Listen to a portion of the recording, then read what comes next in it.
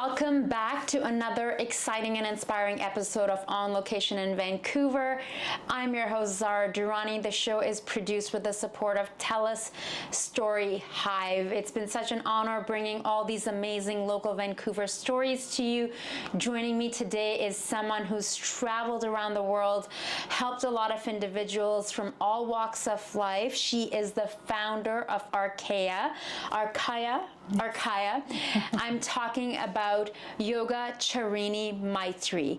Yogacharini Maitreyi is a practical mystic and the founder of Arkaya. She has taught a wide variety of people from all walks of life, from Buddhist monks in Sri Lanka, prisoners in Sweden, emerging practitioners in Dubai, seasoned practitioners in Hong Kong, CEOs for over 2 decades. Thank you for joining us today. My pleasure. Thank you for having me here. This is the second time we're doing this. I first interviewed Maitreyi when I did my first TV show over a decade ago. That was in 2011. Yes. And it was in Stanley Park? In Stanley Park. Yeah. I was thinking of that last night, that we have this beautiful footage of you in Stanley Park and we're meditating in Stanley Park. I should dig that out. Yeah. How are you doing? How is everything going? We haven't really caught up in a while. Yes. You had a recent event. Can you tell us about the event you just did in Kitsilano that looked really inspiring? So that was basically event to bring the wisdom of the Indians and the Indians, so to speak, that is the East Indians and the indigenous people, and offer it to the greater yoga community. Because as you know, like a game of telephone, yoga has become diluted and then misrepresented. So I keep hearing that from a lot of elders, both in the Indian tradition and also in the native tradition. So I was just presenting a platform for all the healing arts. So music, which is sacred music, and sound healing from the native tradition and from the Indian tradition. The Consul General was there, elders were there speaking and opening. Then there was musical elements, and then I kind of taught a very simple practice, but more a practice for the body, emotions, mind, energy, and how to connect to the cosmic spirit. And that's what yoga is, this union or yuj between the individual and the cosmic. So just presenting to people little appetizers so that they can go deeper and understand yoga is much more than what is being presented here. What inspired you to get into studying yoga and then wanting to teach it?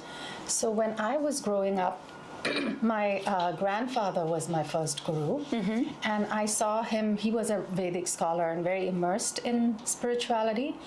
But my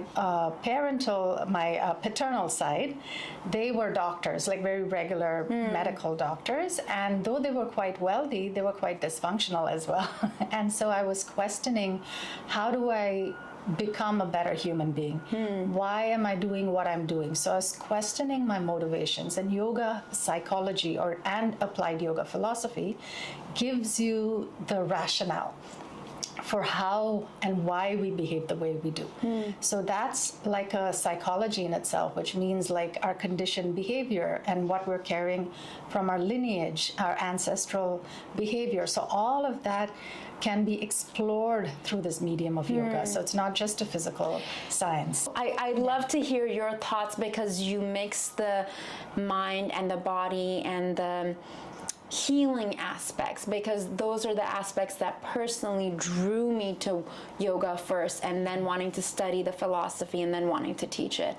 No, absolutely. You hit the nail on the head when you said, it becomes sensational.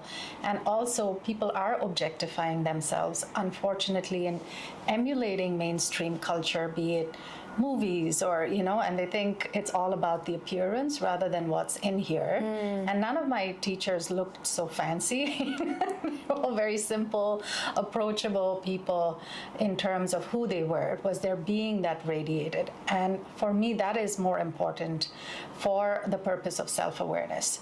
So like I said, that it's their journey, and if they need to follow it, it's great.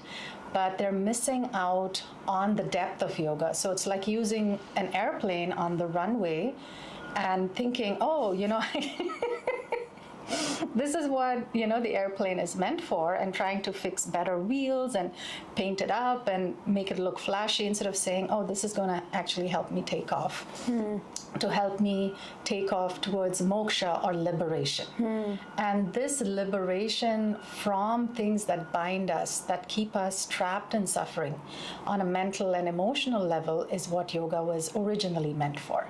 And for me, that science is invaluable, to not be absorbed and assimilated in its fullness. You're doing a disservice to yourself, not to yoga. I mean, to yoga too, but to yourself, where you're not taking the nourishment and nutrition from what is available. And like flying an airplane, it's capable of giving you much more, not feeling stuck on the runway. I remember when I grew up in Pakistan, we would watch yoga on on television, and people are just wearing loose, baggy clothes. Yes, that's how I learned. And there is no concept of like a yoga mat, even though I love my yoga mat. I've had it for 5 or 6 years, and clothes that you can breathe in. Yes. And you're outside in an environment, you're getting fresh oxygen.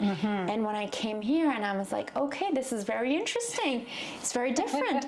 So I would love to hear from you, because you also teach students who want to go on and teach, right? So I would love to hear your philosophy on perhaps making it palatable for here, whether you're teaching in Vancouver or in Europe or in Middle East, that when you're doing teacher trainings, how do you take people away from what they've learned and seen on social media and versus the reality of it? Yeah, no, that's a great question, because the expectation versus what they get, it's important to kind of realign their expectations. So I teach a 500-hour teacher training, and in the beginning it was in person, and post-COVID we've moved online. And what we've done is we have an interview with the person. Once, not everybody's taken into the course, simply because we want to see that if their expectation meets, what we want from the student. Both have to match. Otherwise, one of us is going to be disappointed, or both of us. Yeah. So we usually connect with them and say, this is a traditional school, and it's going to go step by step. And as you rightly and beautifully said, just being in child's pose can bring up so much. So it's not about, oh, I want to do the headstand. Sometimes I want to do the one handstand, because it's going to look, you're going to get the likes on the TikTok or Instagram. I get it. It looks like, wow, like a athletic stunt Cirque du Soleil performance. Yeah. But, I would love to hear this from you, because I have my views on it. Yeah. Someone who teaches the teachers. No, absolutely. So we want them to understand that yoga is a somatic healing therapy and a somatic release, which means even if they're sitting with the simplest of poses, how deep do they go into it? How do they pace themselves? And we come from a very colonized mindset where we're constantly told that you're worthy only as much as you possess a lot and you produce a lot. So this idea that I have to possess a lot and produce a lot has been so reiterated, and that gets translated onto yoga too, which means I have to do a lot.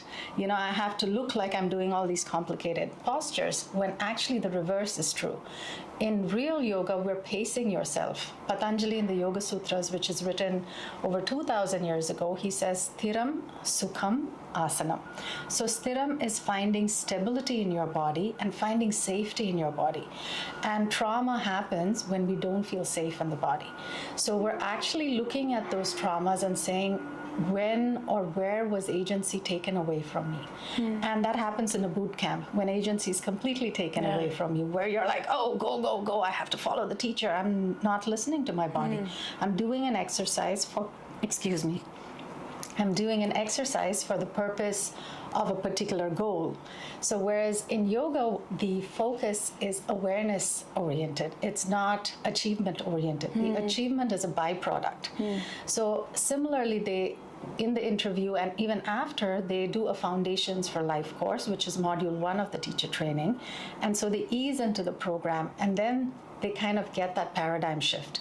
They get, oh, this is a different model. I mean, it looks similar to yoga in the West, which means I'm doing all these postures, but I'm slowing down. I'm listening to my body. I'm listening to my breath. Where is it that my breath is short? So they go through all the different segments of the lungs. They're listening to where they're holding. Like some people, they're really poor lower chest breathers. Some people are very poor upper chest breathers. So the foundation being self-awareness. And once they realize that, they're like, oh, I'm a poor lower chest breather, and that's why I don't feel grounded. I don't feel rooted. I feel constipated, literally, emotionally and physically. So they start making all these connections as they notice either somatic stuckness or breath stuckness in the body. And for me, that is so invaluable, rather than treating yoga like an exercise and pushing it through like a boot camp. So it's not boot camp, it's not exercise. This is more understanding yourself and pacing the practice within the structure, pacing the practice for the purpose of reconnection and healing within. You had asked about the prisons. And I was in Sweden teaching a group, and one of my students there, like I was doing a teacher training, and she was actually doing a program for the prisons. And she said, would you just come and, do a workshop for them, and then we'll record you and we'll play you every day in the morning time when they have a practice. And I said, yeah, sure, I'm open to that. And so she recorded me, and that was being played. And then I went to do a workshop. And to be fair, I mean, not everybody attended, the ones who were interested. And if I hadn't known that they were prisoners, I would have not guessed. Because each had a personality, and each, like one person was really Zen, and you could tell he's been meditating for a long time. So he was sitting very calmly, at the end of the room. Then there was a naughty one, and he was like, are you going to teach us the Kama Sutra? I was like, no. This is yoga. Because I also, in my profile when she spoke, she said Tantra, and you know how hypersexualized. Yes, that is, yeah. Tantra has become so sexualized in the West when it's not. Tan basically just means body, and Tra is any tool to hone and transcend the limitations of the body. So you're allowing spirit to work through the body. It's not just an intellectualization of concepts, but a realization where it becomes real in the body. So that's what Tantra essentially means. Of course, there are a lot of practices and a lot of things, to align your body with that. So so I was just laughing and said, no, I explained. And then there was another person who was really grieving. Like he was such a sensitive soul, and he was crying, like even during the workshop. And, he said, like a lot of the others make fun of me, because I feel tender. And so I kind of varied the workshop or shifted it to talk about emotions, because a big portion of yoga is understanding the relationship between the breath and our emotional states. So when you are angry or upset, the breath is really fast. When we're in shock, we're holding the breath. Or when we're lusting, then the breath is really fast. So here we're saying, how do we deepen and lengthen the breath to go into the parasympathetic nervous system, which is our rest and digest nervous system. Otherwise, we're constantly in survival mode in the sympathetic, which is the fight, flight, freeze, fawn response, as you know. So once they started understanding that and saying, it's okay to embrace emotions. It's okay to feel vulnerable. It doesn't make you less of a man, especially in a prison. It doesn't make you less of a man if you cry. And the other guy was making fun of him and say, especially when he speaks to his wife, he's crying so much. And he was, and I said, you can make fun all you want, but maybe you need to look within what emotions you're suppressing. And maybe in your family patterning, you were not allowed to cry. So all of them had to introspect on that. Of course, they did a lot of practice, gentle practice, not type A push practice. And they were like kids who were actually blossoming. Each of their personalities was very sweet and really nice. And of course, the guards were there, so, they had to behave too. But I'd love to hear from you, because you have students from all walks of life, from all over the world. And I would love to hear about some of the changes you've seen in people and some individuals who you've helped, whether they've had physical ailments or just like internal, because I think if we heal the mind, Yes. so much healing can happen. No, absolutely well said. Like yesterday, I was giving a talk at Unity Church on emotional resilience, which is a key aspect which people are seeking now. But in the beginning, people would come for physical ailments. Yeah. They're not coming, oh, I want to deal with my emotions, or I want to understand how to be less reactive. But now the awareness is much more, where people are seeking that. So in the one-on-one sessions, I do a form of yogic healing. I actually check the chakras. And as you know, a chakra is when most number of nadis or pranic pathways converge. Just as in the physical body, when there's nerves that converge, they're called plexus. So we have a solar plexus, we have a celiac plexus, we have a cardiac plexus. Now this is in the pranamaya kosha, it's not in the physical body. So in our pranic body, when these meridians and nadis come together, they're called chakra. So by assessing the chakra, I'm able to say, okay, where is the blockage? Where is the stagnation? And contrary to what people think, Well, we can do it right here. We can do it right now. Which sounds very similar to like the charts that I've seen even in TCM and acupuncture. Absolutely. Because they talk about, like I remember even studying that in my teacher training, is that it's all around here. Yeah. And then the physical is the last part. so it's very similar. China and India are neighbors, right? So we have a lot of knowledge sharing and very old heritage and wisdom. Absolutely. Yeah. And Bodhidharma went and taught there, and then they came here. So there's a lot of similarities, I would say, in the ancient traditions and medicine, TCM and Ayurveda and yogic healing and Tantra. So all of them are all intertwined and interconnected. So when I do an assessment, I'm able to say, oh, okay, your liver channel is blocked, or the spleen is blocked. Again, liver in Ayurveda or in yoga is to do with pitta. Pitta is fire. So if you're angry, agitated, and you haven't dealt with that anger or agitation, then your liver channel can get blocked. Or you're eating foods and which are too heavy, and you're unable to digest that, then it can get blocked. So that you start seeing the interconnectedness of your body and saying, okay, this is connected to this is connected to my solar plexus chakra. So if I feel powerless, somebody's punched you in the gut, and then you're constantly in that tight mode where you haven't released or relaxed, you're always in stress, then again all these organs inside also can get impacted. So with yoga, we're seeing, or the yogic healing, we're seeing the entire blueprint of our system and saying, okay, where are the blockages? And then of course there are different methodologies by which we can release it, either physically, pranically, through chi. So acupuncture does it with needles, but we don't use needles. We use various other methods to unblock the chi that is stuck or that is stagnant. But the principle is very similar in terms of how it releases these not only physical misalignment, but also emotions that have been suppressed. It's so fascinating you share that, because I noticed, which people may find kind of funny or woo-woo, is when I would give myself permission to have like a big emotional release, or like a friend did some like sound healing with me, and afterwards for a couple of days I wasn't walking with a limp.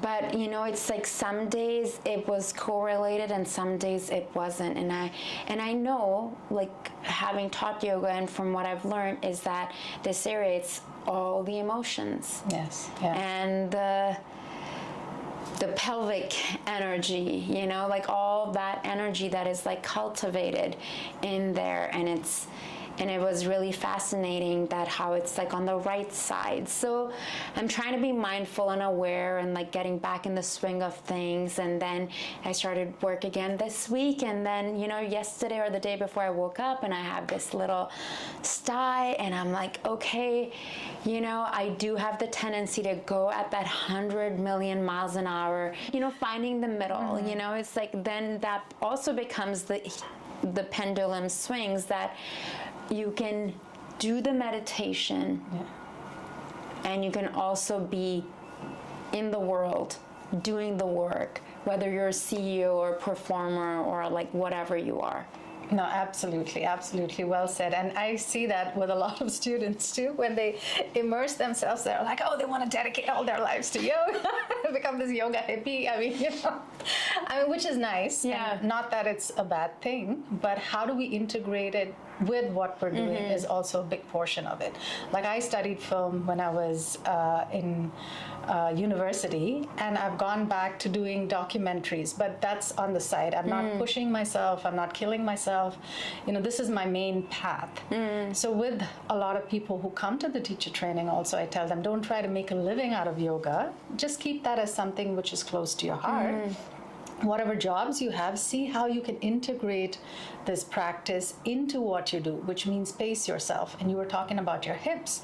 So then we say, okay, so your root chakra, which is the Muladhara, which is connected to the earth, how do we keep that rooting? So we build stability, we build that rooting, we build that grounding. And the second chakra is called the Swadhisthana. The Swa is self and Sthanam is place. So once we have that place of belonging and safety and security, then we can pick up speed. But unfortunately, we're so isolated in the Western world that we don't have these support systems. So we have to cultivate it internally by grounding, rooting, and from that rooted place, when we build speed, we can still do a lot of things, but in a way that doesn't kind of throw us off balance. Maitreyi, is there anything else that we didn't cover today that you would like to share with my audience before we let you go? No, I think we've probably looked at everything, and this concept of active doing and active surrender, which you spoke to as well. I think that's really important, and looking at the whole of yoga and the whole of Tantra, not taking just the sexualized aspects or not taking something out of it. I think if people understand that, then they can, be of service to themselves and others. Completely. Very well said. Well, thank you so much. Thank you all for tuning in and for joining us today. If you found this conversation insightful, inspiring, you learned anything, do make sure to get in touch. Joining us today was Yogacharini Maitreyi. Yes. And the show is On Location in Vancouver. I'm your host, Zara Durrani. The show is produced with the support of TELUS STORYHIVE. Until next time, I'll see you soon. Thanks for joining. Thank you.